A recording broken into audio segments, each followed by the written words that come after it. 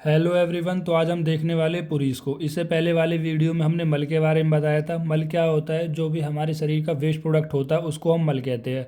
और तीन मल होते हैं, मूत्र, पुरीस और स्वेद, जिनमें से आज हम डिटेल में पढ़ने वाले पुरीस के बारे में, और उससे अगले वाले वीडियो में हम स्वेद के बारे में, फिर उसके बाद मूत्र के बारे में। इस तरह से हमारे चार वीडियो में ये जो मल होते हैं वो शरीर के कंप्लीट हो जाएंगे। तो सबसे पहले हमने धातु कंप्लीट कर ली, फिर धातु कंप्लीट कर ली, अब हम मल को कंप्लीट करने वाले हैं। तो आइए स्टार्ट करते हैं पुरीस के बारे में। तो पुरीस पुरीस पुरीस जिसको हम फीकल मैटर या स्टूल भी कहते हैं, जो कि हमारे शरीर को दूषित करता है, मलिन करता है। ठीक है, इसलिए इसको मल की कैटेगरी में रखा गया है। तो अब परिचय हम देखते हैं। जीव द्वारा उत्सर्जित पदार्थ जो उसके गुदद्वार से बाहर निकलता है उसे पुरीस कहते हैं। यानी जीव जीव किसे आप क्या मतलब समझते हो यहाँ पर? जीव कोई भी ऑर्गेनिज्म हो सकता है, चाहे मैं हो, चाहे कोई जानवर होगा, कोई भी जीव हो सकता है। वो क्या करता है? एक्सक्रीट आउट करता है कुछ वेस्ट प्रोडक्ट को। कहाँ से करता है? गुदद्वार। गुदद्वार यानी एनस के थ्रू। एनस के थ्रू कुछ वेस्ट प्रोडक्ट को एक्सक्रीट करता है, जिसको हम क्या कहते हैं? पुरीस कहते हैं। अब यहाँ पर बताया गया है पुरीस भोजन का, यानी जो आप खाना खाते हो, आहार, जिसको हम आयुर्वेद में कहते हैं आहार। जो आप आहार खाते हो, ठीक है, और आहार खाते तो पच के डाइजेशन होता है, फिर उसके बाद वो निकलता है, जिसको हम पुरीस कहते हैं। तो वो क्या हो सकता है? जो पुरीस निकल रहा है वो ठोस भी हो सकता है, यानी सॉलिड भी हो सकता है, और अर्ध ठोस यानी सेमी सॉलिड भी हो सकता है। फिर हम बात करते हैं स्मॉल इंटेस्टाइन की। यानी कि जो ये आपने आहार लिया वो क्या होता है? आहार स्मॉल इंटेस्टाइन में एब्जॉर्ब हो जाता है, और लार्ज इंटेस्टाइन में बैक्टीरिया के द्वारा ब्रेक होता है, तब जाके पुरीस बनता है। स्मॉल इंटेस्टाइन में पुरीस नहीं बनता है। वैसे भी आपने मॉडर्न में पढ़ा है, जब भी आप कोई खाना खाते हो, ईसोफेगस के थ्रू स्टोमच में जाता है, स्टोमच के थ्रू आपके स्मॉल इंटेस्टाइन में, जहाँ पर आपका फूड का एब्जॉर्बेशन होता है। उसके बाद स्मॉल इंटेस्टाइन के बाद लार्ज इंटेस्टाइन में जाता है, और लार्ज इंटेस्टाइन में कुछ बैक्टीरियाज होते हैं जो अब उसको पुरीस में, यानी कि जिससे न्यूट्रिशन मिल चुका है वो मिल गया पहले, अब इसको पुरीस में कन्वर्ट करने का काम कहाँ पर होता है? लार्ज इंटेस्टाइन, कुछ बैक्टीरिया, कुछ माइक्रोब्स के थ्रू। अब आप देखो जो माइक्रोब्स है वो कहाँ पर प्रेजेंट होते हैं? लार्ज इंटेस्टाइन में, सिक्कम में, वर्म फॉर अपेंडिक्स में। यहाँ पर कुछ ऐसे बैक्टीरिया, माइक्रोब प्रेजेंट रहते हैं, और सिम्बायोटिक एसोसिएशन से भी रहते हैं, वो हम आगे मॉडर्न में अच्छे से देखेंगे। तो बस आपको इतना ध्यान रख लेना है कि लार्ज स्मॉल इंटेस्टाइन में पुरीस का फॉर्मेशन नहीं होता। लार्ज इंटेस्टाइन में कुछ बैक्टीरिया के थ्रू पुरीस का फॉर्मेशन होता है। तो हम बात करते हैं निरुक्ति की। पुरीस में निरुक्ति की, वह द्रव्य जो शरीर से उत्सर्जित होने की क्षमता रखता है। यानी कोई भी ऐसा द्रव्य, द्रव्य के अंदर कोई भी ऐसी चीज़ आ सकती है, चाहे सॉलिड हो, चाहे लिक्विड हो, चाहे गैस हो। ठीक है, वो द्रव्य के अंदर हम इसको कंसिडर कर लेते हैं। यानी कि कोई भी ऐसा द्रव्य जो शरीर से उत्सर्जित, उत्सर्जित मतलब एक्सक्रीट आउट हो जाता है, या उसकी पोटेंसी रखता है या क्षमता रखता है, ठीक है, उसको हम सकृत कहलाता है। सकृत या पुरीस एक ही है, बस पुरीस सकृत इसका पर्यायवाची होता है पुरीस का। अब हम बात करते हैं परिभाषा की। जो किट या मल, जो मल पक्वाशय में रहता है। पक्वाशय देखो, हमारे आयुर्वेद में पक्वाशय को हम स्मॉल इंटेस्टाइन से रिलेट कर सकते हैं और लार्ज इंटेस्टाइन में रिलेट कर सकते हैं, और स्पेशली कभी कभी पक्वाशय को हम सिकम भी कह सकते हैं। यानी जो मल पक्वाशय में रहता है उसे पुरीस कहते हैं। यहाँ पर हम लार्ज इंटेस्टाइन में लेंगे, लार्ज इंटेस्टाइन में, या फिर कभी कभी पक्वाशय को हम रेक्टम भी कह देते हैं। ठीक है, तो इसमें पक्वाशय यानी जो आयुर्वेद में एक के बहुत सारे नाम हो सकते हैं। तो यहाँ पर जो मल पक्वाशय में रहता है, यहाँ पर पक्वाशय का मतलब आप रेक्टम मानो, कि यहाँ पर क्या मानो? रेक्टम। ठीक है, उसे पुरीस कहते हैं। और देखो, और वो किसके थ्रू एक्सेस आउट होता है? गुदद्वार के थ्रू। लेकिन इसको गुदद्वार तक लाने का काम कौन करता है? वो करती है अपान वायु। देखो आपने जो भी खाना खाया है वो नीचे की तरफ जा रहा है ना। देखो जो आहार आप निकलते हो उसमें कौन सी वायु रिलेटेड होती है? उसमें होती है प्राण वायु। और जब वो एनएस के थ्रू निकलता है तो उसमें कौन सी वायु रिस्पॉन्सिबल होती है? अपान वायु। आप अगर आपको नहीं पता है तो कोई बात नहीं, जब हम अच्छे से क्रियाशरीर पेपर 1 में देखेंगे सारी वायु के प्रकार को, जो हम अच्छे से डिटेल में बताएंगे। अभी आप इतना ध्यान रख लेना, जो भी आप ग्रहण करते हो, आहार को निगलते हो, तो उसमें जो वायु का रोल होता है वो है प्राण वायु। यानी प्राण वायु की वजह से ही आप खाने को निगल पाते हो, और उसके बाद जो आप निकालते हो पुरीस के फॉर्म में उस खाने को, तो वो किसके थ्रू निकालते हो? अपान वायु के थ्रू।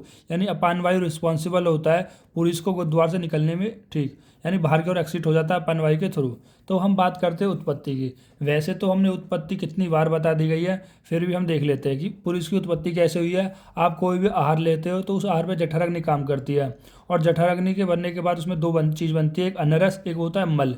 ठीक, इसी मल के अंदर मूत्र और पुरीस का निर्माण होता है। मूत्र और पुरीस का निर्माण होता है। अगर आपको उत्पत्ति समझ में नहीं आ रही है तो मेरे पिछली वाली जो सीक्वेंस से वीडियो बनाई वो जाके देखिए, आपको बिल्कुल क्लियर हो जाएगी।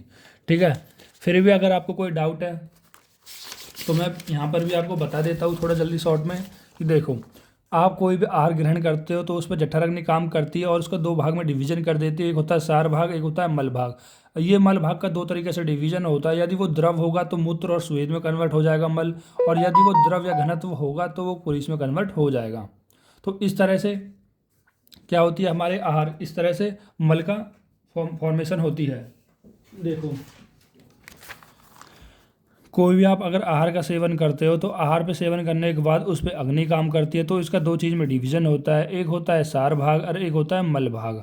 तो इस मल से क्या हो जाता है, मूत्रपुरी स्वेद का निर्माण हो जाता है, और इस सार भाग से आगे जाके धातु और उपधातु का निर्माण होता है। धातु का कैसे होता है, सूक्ष्म वाला पार्ट इसमें धातु में कन्वर्ट होता है, और सार भाग का जो सूक्ष्म वाला भाग उपधातु में और स्थूल वाला भाग धातु में कन्वर्ट होता है। यानी कि यहाँ पर जब सार भाग आगे दो में डिवाइड होगा, एक होगा स्थूल भाग यानी बड़ा वाला पार्ट, और एक होता सूक्ष्म भाग। अब ये सूक्ष्म वाला तो उपधातु में कन्वर्ट हो जाएगा और स्थूल वाला धातु में कन्वर्ट हो जाता है। और यहाँ पर मल तो आप जानते ही हो, तीन में, मूत्र, पुरुष और स्वेद में। ठीक है, तो अब हम बात करते हैं पुरुष के बारे में, पुरुष धरा कला के। देखो, अगर आपने रचना शरीर वाली मेरी वीडियो देखी होंगी तो मैंने वहाँ पर पुरुष धरा कला अच्छे से बताई गई है। 7 पुरुष धराई कला होती है। मेद होती है, मेद रक्त धरा, मेद धरा कला, रक्त धरा कला, पुरुष धरा कला, ये ऐसी होती है। श्लेष्म धरा कला, ठीक है, मतलब 7 होती है। और इसमें 5वें नंबर की आती है हमारी पुरुष धरा कला। ठीक, ये 5th धरा कला होती है, जिसको हम मॉडर्न में कोरिलेट करते हैं mucus membrane of large intestine. यानी कि देखो, अगर आपने हिस्टोलॉजी पढ़ी होगी आपकी गट की या एलिमेंट्री कैनाल की, तो आपने देखा होगा वहाँ पर 4 लेयर होती है, म्यूकोसा, सब म्यूकोसा, मस्कुलरिस एंड सेरोसा। तो सबसे जो इनर लेयर होती है वो होती है म्यूकस मेम्ब्रेन। तो म्यूकस मेम्ब्रेन सबसे इनर होती है। कहाँ पर बताया गया, लार्ज इंटेस्टाइन में सबसे इनर लेयर होती है, उसको हम कोरिलेट करते हैं पुरुष धरा कला से। अब लार्ज इंटेस्टाइन में क्यों, क्योंकि लार्ज इंटेस्टाइन में तो पुरुष का फॉर्मेशन होता है। क्योंकि मैंने शुरुआत में ही बताया था, यहाँ पर लार्ज शुरू में जो बताया था कि देखो कहाँ पर बताया था, हाँ, यहाँ पर लार्ज इंटेस्टाइन में क्या है, कुछ बैक्टीरिया प्रेजेंट होते हैं जो भी आपके आहार को ब्रेक करके इसमें पुरुष में कन्वर्ट कर देते हैं। तो अब हम बात करते हैं गुण और कर्म की। देखो, गुण और पुरुष शरीर का उपस्तंभन करता है। इस उपस्तंभन का मतलब होता है कि स्ट्रेंथ टू द बॉडी, यानी कि हमारे शरीर में जो स्ट्रेंथ है, जो बल है, वो कौन देने का कार्य कर रहा है, वो करता है पुरुष। पुरुष एक तरीके से उपस्तंभ बांधने के एक तरीके से कार्य करता है। देखो, आचार्य चरक ने, देखो, ये हमारे शरीर को स्ट्रेंथ देने का काम करता है, इसलिए आचार्य चरक ने इनको बल भी कहा है। क्या कहा है, पुरुष को बल कहा है, मतलब पुरुष से ही बल मिलता है, इसलिए आचार्य चरक ने इसको बल भी कहा है। तो गुण कर्म क्या हो गया, इसका यही काम होता है, आपके शरीर को स्ट्रेंथ देने का काम। अब आप ये सोचोगे सर ये तो एक वेस्ट प्रोडक्ट है, ये तो एक मलिन पदार्थ है, ये हमें एनर्जी बल कैसे दे रहा है। देखो, आप दिमाग लगाओ, यदि ऐसा केस हो जिसमें आप डायरिया लग जाए, दस्त लग जाए, लूज मोशन लग जाए, तो ऐसे में क्या होगा, आपकी बॉडी के जितने भी इलेक्ट्रोलाइट, साल्ट सब निकल जाएंगे और आप बिल्कुल कमज़ोर पड़ जाओगे, आपकी बॉडी में ताकत नहीं रहेगा अगर बहुत ज़्यादा लूज मोशन हो जाए तो। ठीक है, उस कंडीशन में आप फील करना कि आपके शरीर के अंदर बल रहता है या नहीं रहता, आपको बिल्कुल कमजोरी आ जाएगी। ठीक है, तो इससे क्या पता लगता है कि जो हमारा पुरुष है वो बल देने का भी कार्य करता है और वायु और अग्नि का धारण करता है। सर ये कैसे वायु और अग्नि का धारण करता है, देखो, वायु और अग्नि धारण करने का मतलब ये है कि जो ये पुरुष निकलता है, एलिमिनेट होता है एनस के थ्रू, वो किसकी वजह से हो रहा है, अपान वायु के थ्रू। भाई, जो आप खाना खा रहे हो वो तो प्राण वायु के थ्रू निकल गया, लेकिन उसको निकालने के लिए भी तो एक वायु चाहिए। भाई, निकलने के लिए वायु चाह रही है तो निकलने के लिए भी एक वायु चाहिए, जो होती है आपकी अपान वायु। ठीक है, अपान वायु। तो यहाँ पर फॉर्मेशन एंड एलिमिनेशन और पुरुष मेंटेन बैलेंस स्टेट। देखो, वायु का तो मैंने काम आपको बता दिया, और अग्नि का क्या काम होता है, जो भी आप आहार ले रहे हो उसमें पचाना भी तो है। भाई, जो भी आप आहार ले रहे हो उसको पचाने के लिए भी अग्नि चाहिए, जैसे कि जठर अग्नि। ठीक है, तो ये वायु और अग्नि का तो काम हो गया। यहाँ पर मैंने लिख भी रखा है कि देखो, वात दोष में एक समान वायु और अपान वायु, मतलब 2 वायु बताई गई है जो क्या करती है, सार और कीट भाग को अलग करने का काम करती है। यानी कि जब भी आहार आप लेते हो, आहार लेने के बाद उसका 2 भाग में डिवीजन होता है, सार भाग और मल भाग, जिसको हम कीट भाग भी बोलते हैं। तो उसको डिवीजन करने का कौन सी वायु करती है, समान वायु। अगर आपको यहाँ पर नहीं पढ़ना तो कोई बात नहीं, हम आगे जाके अच्छे से पढ़ेंगे इसको क्रियाशील पेपर 1 में। फिर भी मैंने आपके लिए नोट में लिख दिया है ताकि आपको कोरिलेट कर सको चीज़ों को। तो समान वायु में क्या बताया गया है कि सार भाग और मल भाग को अलग करने वाली वायु कौन सी होती है, समान वायु। भाई, वायु का काम ही क्या होता है, डिवीजन। आपने जहाँ भी वायु का पढ़ा होगा तो वायु का डिवीजन करने का काम होता है। जैसे सेल डिवीजन करने का देखा होगा अपने काम, वो भी कौन करती है, वायु। जब आपने एक श्लोक पढ़ा होगा, शुक्र सोने संयोगे जीव शुक्र सोहिनीत का संयोग होता है। उसके बाद पंच महाभूत आते हैं तो उस पर अलग अलग अपना कार्य करते हैं। पृथ्वी महाभूत उसको घन कर रहा है, आकाश महाभूत विवृद्धि कर रहा है, वायु महाभूत सेल का डिवीजन कर रहा है, जल महाभूत नरिशमेंट दे रहा है। तो उसी में से ही हम वायु से समझते हैं कि जो वायु क्या करने का काम कर रही है, डिवीजन करने का काम कर रही है। जो आपने आहार लिया था वो दो चीज़ में ब्रेक हुआ, एक हुआ सार भाग, एक हुआ मल भाग। तो कौन सी वायु रिस्पॉन्सिबल होती है इसे डिवीजन करने के लिए, वो होती है आपकी समान वायु। और अपान वायु को तो मैंने बता ही दिया है, ये कंट्रोल करता है movement of large intestine in anal canal. Anal canal की और लार्ज इंटेस्टाइन की मूवमेंट को कंट्रोल कौन करता है, समान वायु। कंट्रोल करने का मतलब ये है, मतलब इसमें जो भी पूरी फीकल मैटर होगा उसको नीचे की तरफ मूवमेंट कराती है अपान वायु। और यहाँ पर जो जठराग्नि बोल रही है, ठीक है, पाचक पित्त, देखो इतना आपको ज़्यादा देखना नहीं है। फिर आप बात करते हैं परमाणु के बारे में, यानी ये जो पुरीस होता है वो हमारी बॉडी में कितना परमाणु होता है। तो 7 अंजलि बताया है। देखो बच्चों, अगर आपको ये भी नहीं पता है अंजलि क्या है तो देखो फिर तो दिक्कत वाली बात है, क्योंकि मैं हर वीडियो में आपको ये चीज़ बताते आ रहा हूँ। मैं फिर बता देता हूँ, देखो अंगुल और अंजलि में कन्फ्यूज नहीं होना है। अंगुल बोलते हैं हम ऐसे एक अंगुल नहीं, कभी आप कुछ ऐसे एक अंगुल नाप लो। हम अंगुल को ऐसे नापते हैं, ये 1 अंगुल हो गया, ये 2 अंगुल हो गया, 3 अंगुल, ये 4 अंगुल, इस तरह से अंगुल को नापते हैं। जब हम बात करते हैं अंजलि की तो एक खोज जो होती है ना उसको हम बोलते हैं अंजलि, ठीक है। तो ये कितने अंजलि होंगी, ऐसी 7 अंजलि, यानी 7 खोज ऐसी होंगी पुरुष की मात्रा के बराबर। फिर हम बात करते हैं पुरुष व स्रोतस की। देखो पुरुष व स्रोतस according to Acharya Charak and according to Acharya Sushruta.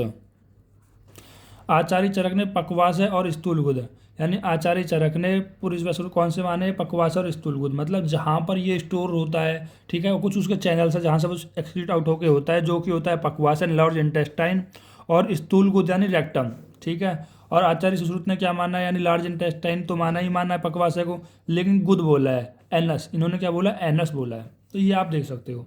देखो कोई कमेंट ये मत करने लगना कि सर यहाँ पर आप स्रोतस के दूषित के लक्षण बता दो, स्रोतस व दूषित के लक्षण बता दो। स्रोतस पूरा चैप्टर पढ़ा है, अच्छे से पढ़ेंगे, ये सब आ जाएंगे इसमें, ठीक है। खाम में मैं यहाँ पर 10 बार लिखूँ, फिर वहाँ पर भी लिखूँ, हर एक में लिखूँ। जैसे हमने धातु में करा था ना, पहले सारी धातुएं बता दी, ठीक है, लेकिन वहाँ पर हमने वो नहीं बताया था, अष्टविधि सार नहीं बताया। हर एक धातु का हमने सार के लिए अलग से वीडियो बना दी। इससे हुआ क्या, जितने भी धातु के सार थे, अष्टविधि सार थे, उनको आपने एक वीडियो में देख लिया और ज़्यादा अंडरस्टैंडिंग हो गई। उसी तरह से जो जहाँ पर आता है उसी को हम वहाँ पर पढ़ेंगे, ठीक है। और फिजियोलॉजी को हम ऐसे ही पढ़ते हैं ताकि सीक्वेंस से चीज़ें चलती आए तभी समझ में आए। देखो क्रिया शरीर में होता क्या है, बच्चों को डर लगता है क्योंकि सिलेबस बड़ा होता है और वो कुछ चैप्टर छोड़ देते हैं, फिर आगे से स्टार्ट करते, बिल्कुल समझ में नहीं आएगी। मान लो अगर आप धातु वाली नहीं देखोगे, मेरी धातु वाली मत देखो, रस धातु रक्त धातु ये मत देखो, सीधा आप अस्थि धातु देख लो वीडियो, तो नहीं समझ में आएगी। सर बोलेंगे यार उत्पत्ति कैसे हो गई, या प्रमाण कैसे बता दिया, ठीक है। ये सब क्या है, प्रमाण मैंने एक वीडियो में ट्रिक के साथ बता रखा है, ठीक है। जितनी भी अंजलि होती है, जो उत्पत्ति है मैंने वो पूरी बना रखी, किस तरह से धातु की उत्पत्ति होती है, कौन से आचार्य के थ्रू होती है, ठीक है। ये सब आपको छोटी छोटी बातें याद करनी पड़ेंगी। देखो सब तो मैं नहीं लिखता कि ये किसने आचार्य ने दिया, ये किस आचार्य ने दिया, जो जहाँ पर जरूरत है वो वहाँ पर लिखता हूँ मैं, कौन से आचार्य क्या मानते हैं, क्या बताना चाह रहे हैं, ठीक है। अब हम बात करते हैं वृद्धि की। देखो वृद्धि में क्या होता है, पुरीसम आटोपम कुक्षे खलु सूल च। देखो यानी कि अगर आपकी बॉडी में पुरुष की जब बहुत ज़्यादा वृद्धि हो जाए तो क्या होगा, पेन इन एब्डोमेन, मतलब एब्डोमेन में यानी जो उदर होता है उसमें बहुत ज़्यादा पेन होगा, भारीपन हैवीनेस लगेगा, भाई पेट भरा भरा लगेगा तो भारीपन ही लगेगा। आटोप, ये लिख रहा है ना, पुरीस और आटोप का मतलब क्या है, डिस्टेंशन ऑफ एब्डोमेन, यानी कि जो आपके एब्डोमेन है वो थोड़ी सी फूली फूली सी लगेगी, डिस्टेंशन हो जाएगी। और कैसे आएगी, उसमें से एक आवाज़ आएगी, गर्गलिंग साउंड आएगी, ठीक है। कुक्षो यानी एब्डोमेन की बात कर रहा है कि पूरी स्मार्टो कुक्षो सूलम च, और कुक्षो में क्या होगा, पेन होगा, ठीक। और एक आटोप हो जाएगा, एक आद्यमान हो जाएगा। आद्यमान में क्या है कि जो भी आपका एब्डोमेन है उसमें गैस बनने लग जाएगी, गैस गोल गोल घूमने लग जाएगी। कहाँ पर लिखा है इस लोग, सुश्रुत सूत्र स्थान अध्याय नंबर 15 कोडेशन नंबर 19 में। अब हम बात करते हैं पुरुष के 6 के लक्षण के। यदि आपकी बॉडी में पुरुष का 6 हो जाए तो कैसे लक्षण देखे जाते हैं। पहला बताया है कार्डियक रीजन एंड पार्श्व में पीड़ा, यानी जो आपका हार्ट के पास का जो रीजन होता है, ठीक है, एग्जैक्ट कह रहा हार्ट नहीं बताया है, हृदय में पीड़ा नहीं, हृदय के पास जो रीजन होता है यानी कार्डियक रीजन एंड पार्श्व मतलब होता है जो आपके रिब्स, उनमें पीड़ा होने लगेगी। देखो मुझे तो समझ में आता नहीं है ये वाला कॉन्सेप्ट कि आपके पुरुष का 6 होने की वजह से आपकी कार्डिक और पार्श्व में पीड़ा हो रही है, होगा जो भी होगा इनका आयुर्वेद का, बस आपको याद रख लेना है। फिर हम बात करते हैं वायु ऊपर की ओर कुक्षी में संचरण करती है। ये पॉइंट तो ठीक है, यानी जो वायु है, जो गैस है वो ऊपर की ओर, यानी देखो कुक्षी मतलब जो आपका पेट है वही उसके कुक्षी, हम कुक्षी बात कर रहे हैं, कोक की बात में संचरण करती है। ठीक है, मतलब वायु जो बात देखो, अपान वायु क्या करती है, आपको जो भी फीकल मैटर है उसको नीचे ले जाने का काम करती है। और यही अपान वायु जब नीचे नहीं जाएगी तो वो कहाँ पर आने लगेगी, ऊपर में आने लगेगी। ठीक है, पेट का फूला देना, और यही इस वायु की वजह से जो पेट आपका फूला फूला लगेगा, जब वो नीचे कुछ निकलेगा नहीं तो सारा ऊपर ही तो भरेगा। आंत्र में मरोड़ है, आंत्र यानी जो स्मॉल इंटेस्टाइन वो उसमें मरोड़ होने लगेगी। ठीक है, ये सब किसके लक्षण है, ये होते हैं पुरुष के 6 के लक्षण। अब हम बात करते हैं पर्याय की। देखो यहाँ पर कुछ पॉइंट छोटे छोटे रह गए थे तो मैंने यहाँ पर लिख दिया है। जैसे पर्याय, हम पूरी इसको सकृत बोलते हैं, मल भी कह सकते हैं, किट भी बोल सकते हैं, समल भी बोल सकते हैं। 2-3 याद कर लेना, बढ़िया है। फिर हम बात करते हैं पूरी इसका वर्ण कैसे होता है। तो येलो टू ब्राउन, पीले से ब्राउन भूरे के रंग का सा कुछ उसका कलर होता है। येलो कलर तो आप जानती हो कि बाइल पिगमेंट्स की वजह से आता है। ठीक है, फिर हम बात करते हैं प्रकार की। देखो पुरुष 2 प्रकार का होता है, एक होता है साम पुरुष, एक होता है निराम पुरुष। वैसे तो ये टॉपिक आपके अष्टांग हृदय का है, लेकिन यहाँ पर इसको हम थोड़ा अच्छे से समझ लेते हैं। जैसे साम पुरुष का मतलब ये है, पुरुष के साथ जो फीकल मैटर आएगा वो कैसा आएगा, अपक्व, अपक्व। देखो मेरा कहने का ये मतलब है, जैसे ही आप आहार को ग्रहण करते हो तो आहार को ग्रहण करने के बाद आपकी जो अग्नि है, अग्नि रिस्पॉन्सिबल होती है कि कितनी जल्दी आहार का पाचन होगा। यदि ये अग्नि ज़्यादा होगी तो आहार का पाचन भी और जल्दी होगा। यदि यही अग्नि आपकी कमज़ोर होगी तो आहार का पाचन इस तरह से अच्छे से नहीं होगा। ठीक, जैसे मान लो ये अग्नि आहार है, आहार पे अग्नि मंद हो गई, ये अग्नि मंद हो गई। अब किस कारण से मंद हो गई, मान लो आपकी बॉडी में कफ की वृद्धि हो गई। अब कफ की वृद्धि होने की वजह से जो ये अग्नि वो मंद हो गई, और इस अग्नि के मंद होने की वजह से जो आपका आहार का पाचन है वो अच्छी तरह से नहीं हो पाएगा, यानी कि कैसा हो जाएगा, इनडाइजेशन ऑफ फूड।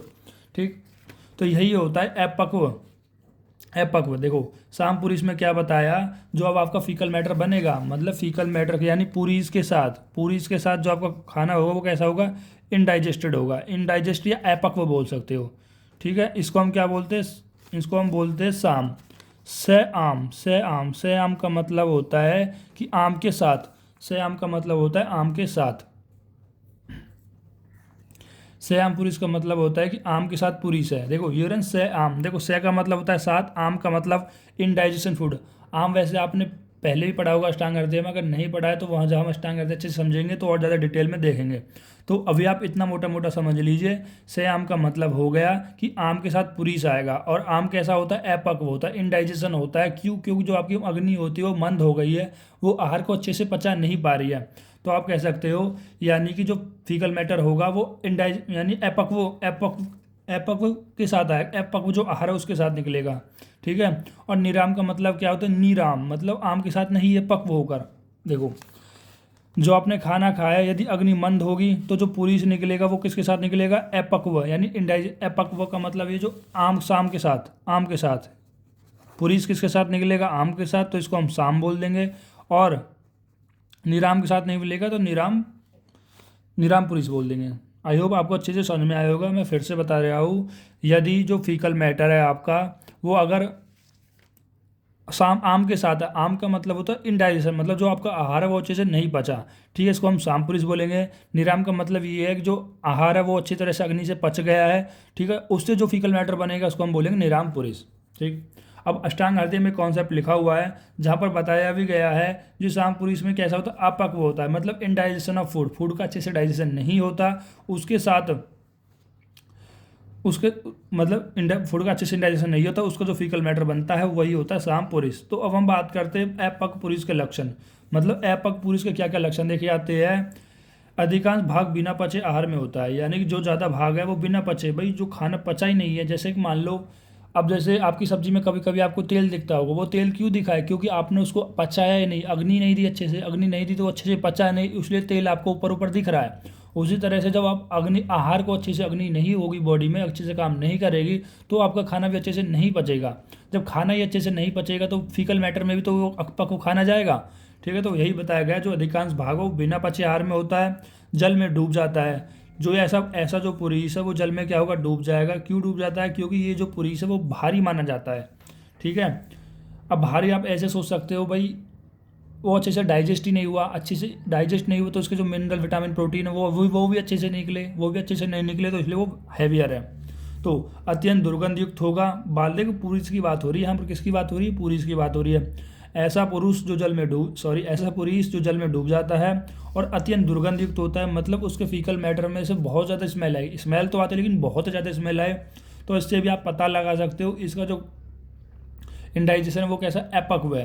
फिर वात आदि दोषों से संयुक्त होता है। वात आदि मतलब वात पित्त और कफ दोषों से युक्त होता है, थोड़ा थोड़ा आता है, ठीक है। और पग पुरुष के क्या लक्षण है, ये बिना पचा भाग नहीं होता है। इसमें जो भी भाग होता है पुरुष में सारा पचा हुआ होता है और ये जल में तैरता है क्योंकि ये लाइटर होता है। इसमें कोई इतनी खास दुर्गंध नहीं आती और ये बंधा हुआ होता है, ठीक है। वात आदि दोषों से रहित होता है और शौच निवृत्ति के पश्चात व्यक्ति अपने आप को हल्का महसूस करता है, यानी शौच के बाद व्यक्ति अपने आप को हल्का महसूस करेगा यदि उसका जो पुरुष है वो पक पुरुष होगा तो ये हो गए यहाँ पर साम पुरुष और निराम पुरुष के लक्षण।